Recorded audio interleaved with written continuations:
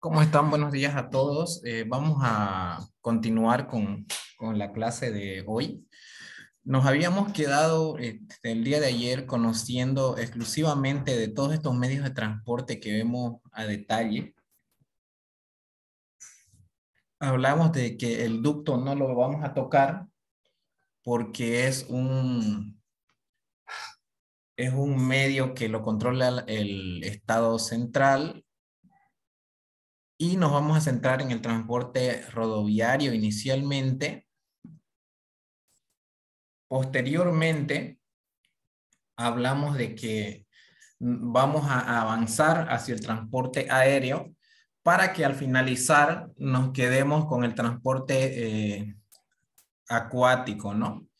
Ya, entonces para ir viendo lo importante de todo esto, habíamos hablado de las definiciones, hablamos de que era un transporte internacional, de las ventajas y desventajas que tiene estos medios de transporte. Conocimos un poco de los corredores carreteros, si se recordarán, y los documentos de embarque que vamos a ver llenado el día lunes.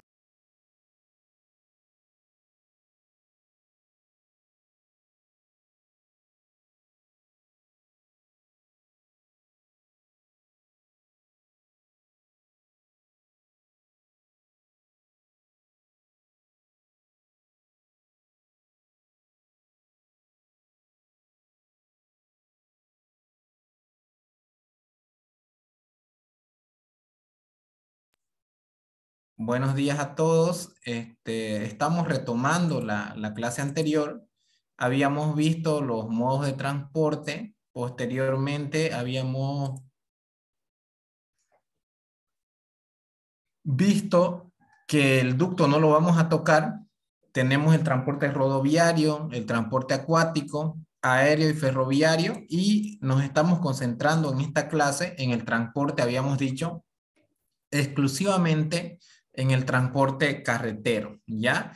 En ese sentido, habíamos hablado con todos ustedes la posibilidad y la importancia además que tiene para nosotros de que puedan aprender primero el terrestre, y es así que hablamos de sus ventajas, de sus desventajas, como vemos ahí, hablamos de los corredores fundamentales, documentos de embarque, que sería el MIG-DTA y el CRT, que son los que están acá.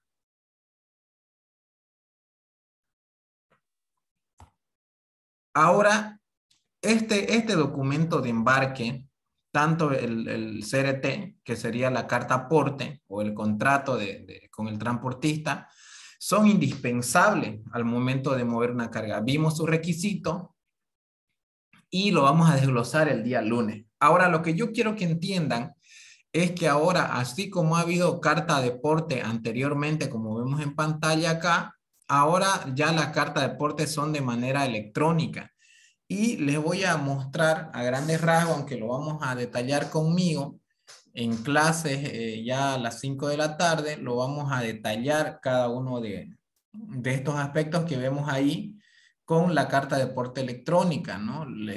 Cuáles son los datos generales para llenar el CRT, el tipo de operador, número de carta aporte, fecha de emisión, tipo de operación, tipo de carga, muy importante, documentos relacionados a ella, dirección, nombre o NIC, número de documento y tipo de documento, ¿no? Muy interesante todos esos datos y la dirección, el valor y el del flete, el flete externo, el flete interno para ingresar a Bolivia desde la frontera y el seguro, ¿ya?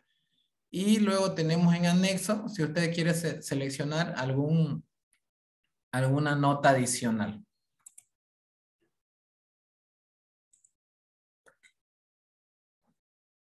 Ahora quiero que nos centremos esta hora que nos queda solamente en todo lo que son temas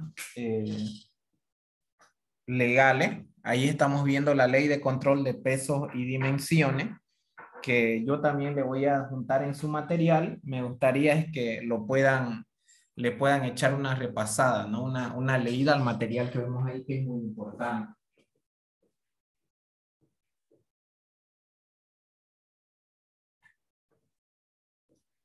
Ahora, ¿de qué trata esta ley?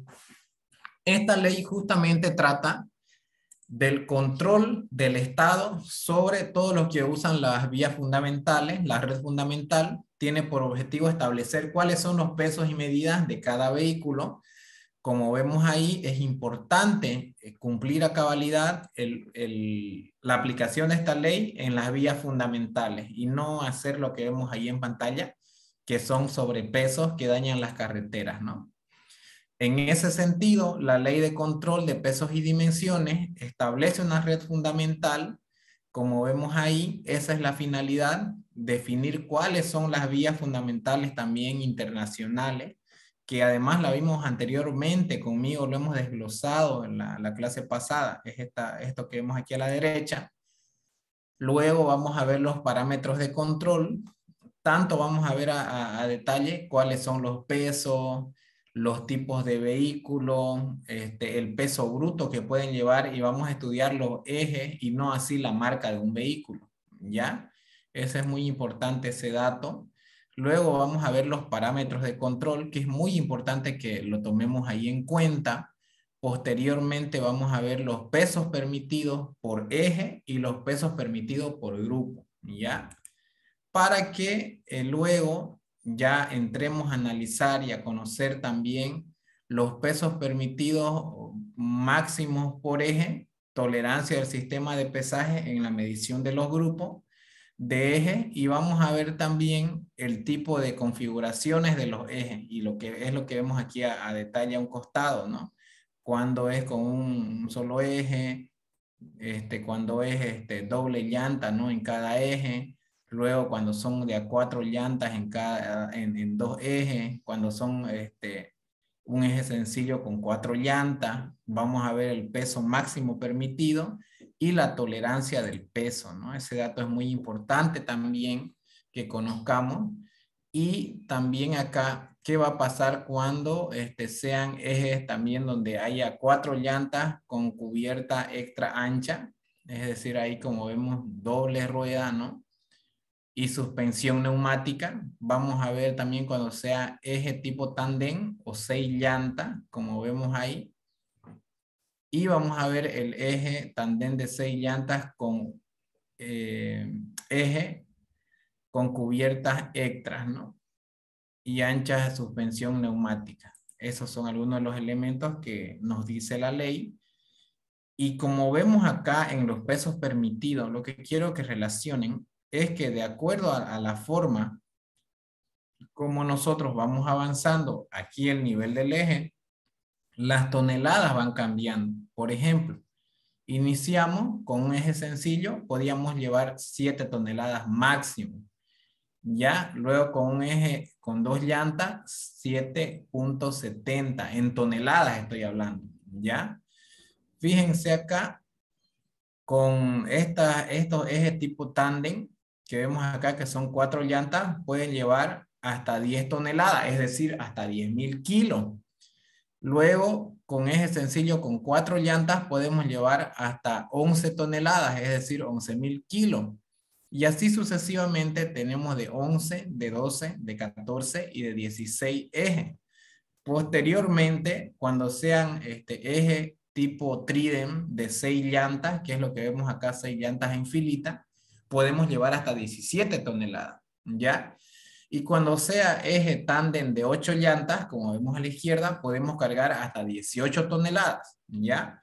Cuando vemos eje, que como vemos acá, tiene tipo trident, porque estamos hablando ya de, como vemos acá, 3 ejes, y están cubiertas con 6 llantas con cubierta extra ancha y suspensión de neumático, podemos llevar igual hasta 18 toneladas. Y cuando tenemos un triple de ejes, como vemos acá, hasta 10 llantas podemos llevar hasta 21 toneladas. Cuando tenemos un trident, o es decir, un 3 ejes, con 10 llantas podemos llevar hasta 22 toneladas. Y por último, cuando tenemos 12 llantas, podemos llevar hasta 25 toneladas, que es el peso máximo que podemos llevar de carga, obviamente estamos hablando, ¿no? Este sistema esta tolerancia, perdón, del sistema de peaje no implica en ningún modo una capacidad adicional de carga. Está hablando de esta banda de acá, esta franja de tolerancia. En sí ya es un peso excesivo, ¿no? No quiere decir que lo carguemos hasta más allá, sino que es una alerta de tolerancia de, del peso, ¿ya? Porque no quiere decir que cabalito vamos a medir, si a veces se pasa, puede pasarse, digamos, algo tolerable, es esta medida que tiene aquí un costado. Por ejemplo, si yo le cargo 25 toneladas y está full, máximo puedo tener 1.25 toneladas en demasía, ¿no? Eso significa. ¿Ya? Hasta ahí vamos a hacer una pequeña pausa. Ya vamos nos toca ahorita hablar de la ley de control de pesos y dimensiones, pero ya vamos a hablar de los pesos permitidos por eje para que ustedes le puedan entender y espero le estén entendiendo esta primera parte. Muchas gracias.